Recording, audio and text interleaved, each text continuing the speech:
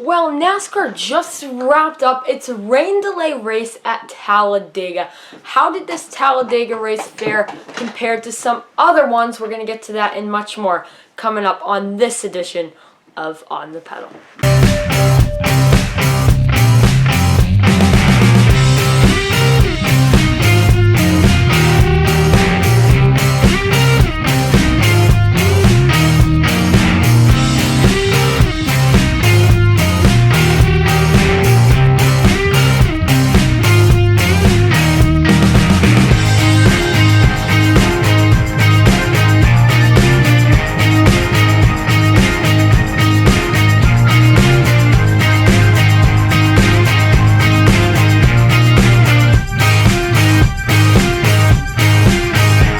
Hello everyone and welcome back to another video. My name is Cameron Simpson.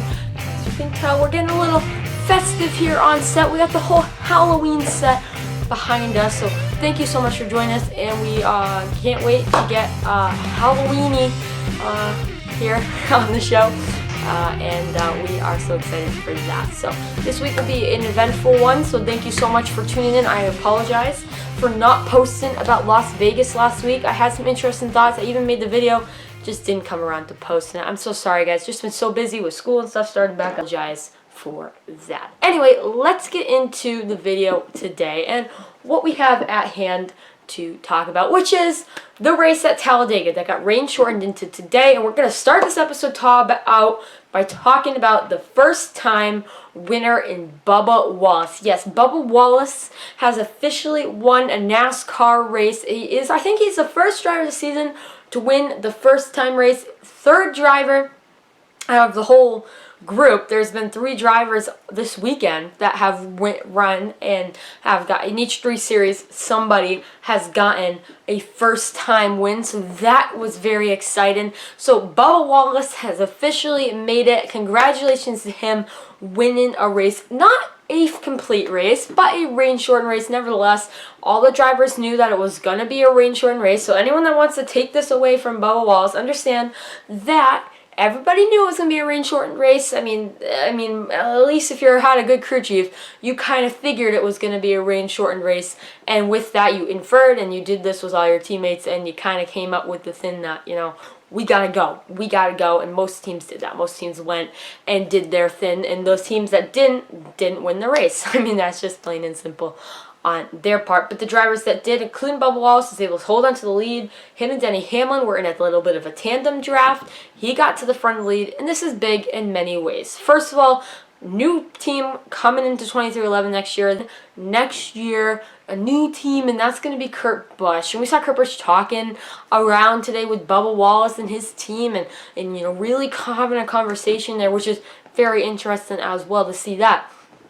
But nevertheless, we know what's happening, we know how it's going down, and we're pretty interested in that. We're following it, but nevertheless, Bubba Wallace won this race, and it's big, especially at Talladega, coming off the drama at last year's Talladega race between Bubba Wallace and some other things. And now coming in this year, we have Bubba Wallace getting his first career win here, and big momentum for this team going into next season, and big momentum for everybody in that garage with a new team rolling in. They're getting their first career win. I think there was a lot of pressure at the start of the season on 23-11 racing, and after those first few weeks, many people questioned whether or not they would be able to perform at that ability that everybody almost expected that they would be able to, and whether or not they have been able to, that is your thing. But honestly, they struggled this season, and now that with this win, they're able to cement themselves in a spot where they have done decent. So we're happy to see that. We're happy to see that.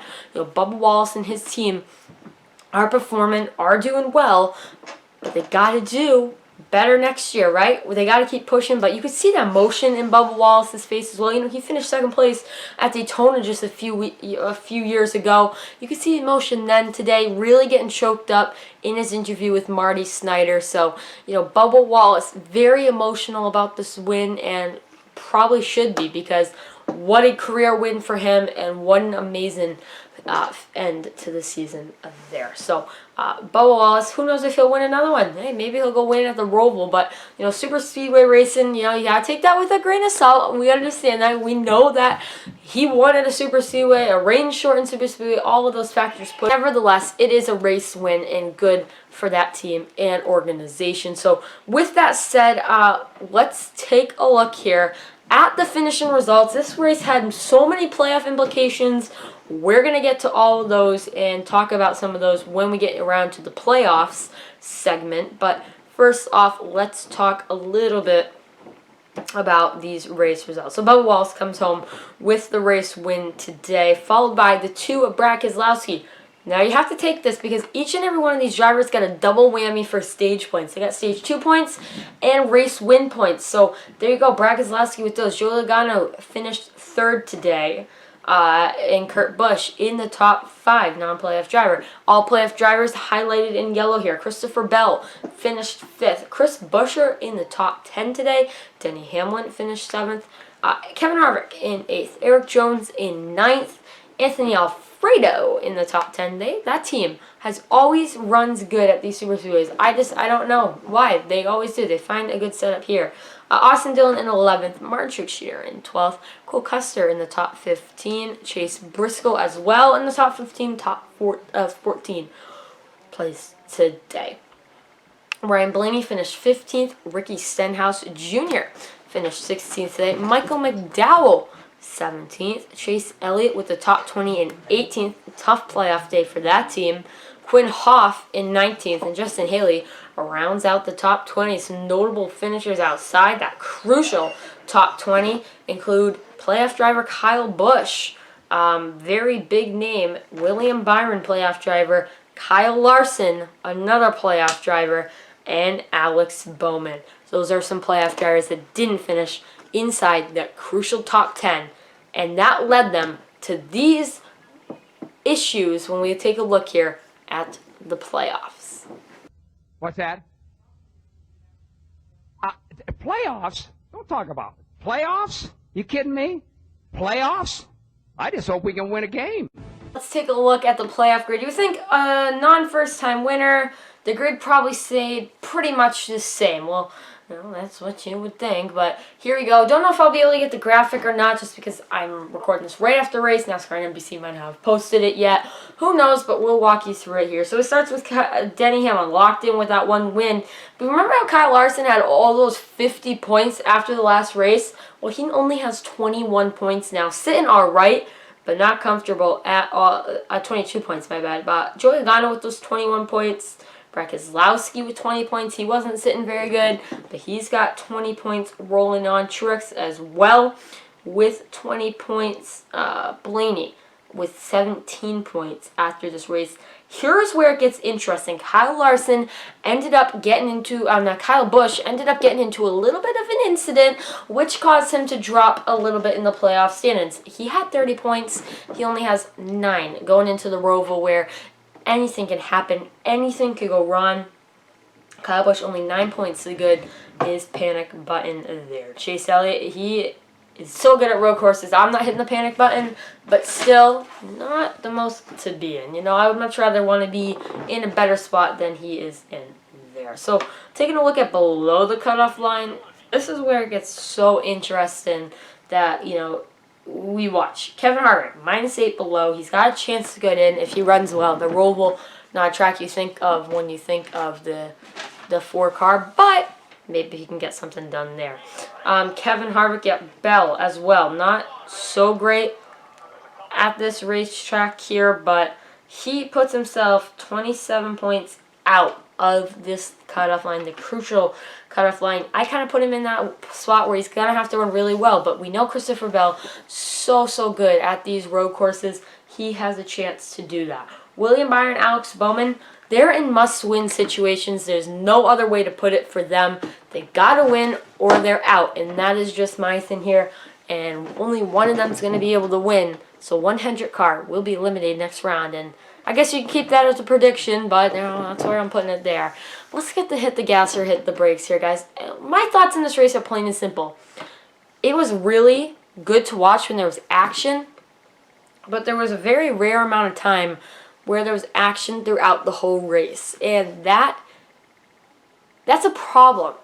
You have to be able to, at these super speedways, the moment people watch is because of the constant good racing, the constant competition between driver, between crew chief, like the spotter, the constant craziness that goes on. And today we just didn't get that. We didn't get it yesterday because the race didn't even start. We watched caution laps and a rain delay, and they called it very early.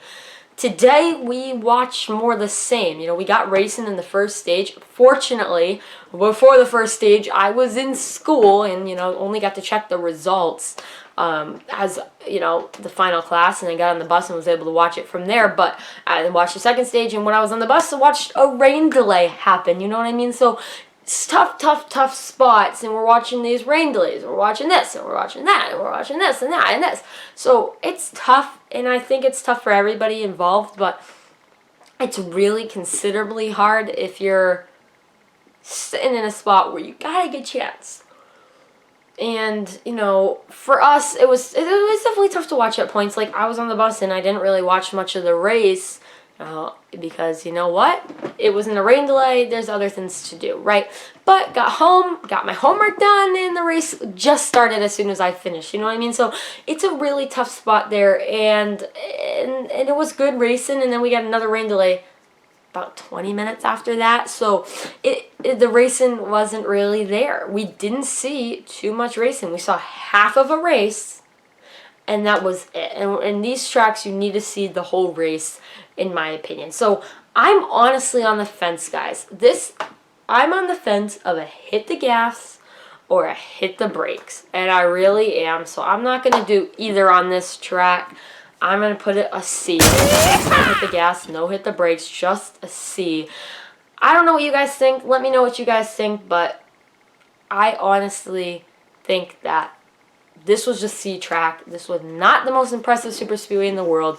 Had playoff, yes, but when I look at a super speedway, that's not what I expect. So that is it for me. Thank you so much for watching this video. If you did enjoy it, let me know. I'll see you all on Friday. Until then, peace out.